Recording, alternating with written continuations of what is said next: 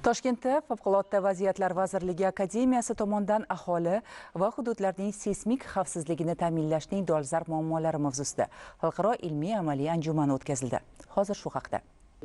Anjumanda 20 ga yaqin davlatdan kelgan xalqaro ekspertlar ishtirok etdi.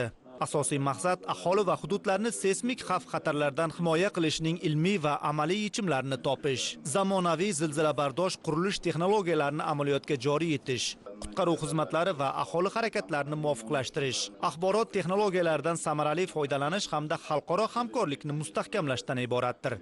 Ushbu konferensiyaning asosiy maqsadi shundan iboratki, oxirgi yillarda mamlakatimizda yangi zamonaviy bino inshootlarini qurish boshqa sohalar kabi jadallik bilan rivojlanib bormoqda.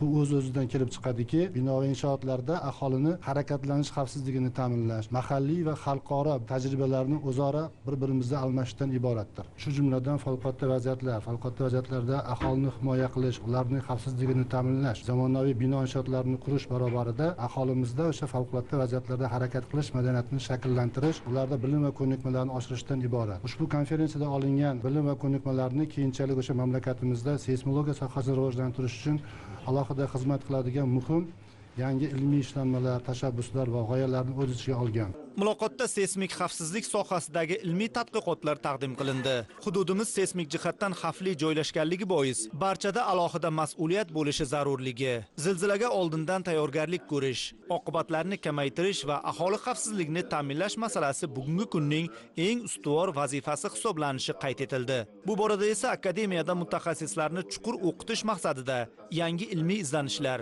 o'quv adabiyotlar va darsliklar chop etilayotganligi, professor o'qituvchilar tomonidan ixtisoslik dasturlari yanada takomillashtirilayotganligi xorijiy ekspertlar tomonidan yuqori baholandi. Anjumanda nufuzli universitetlar olimlari, ilmiy institutlar tadqiqotchilari mavzu yuzasidan zamonaviy yondashuvlar, ilmiy natijalar va amaliy tavsiyalarni taqdim etdi.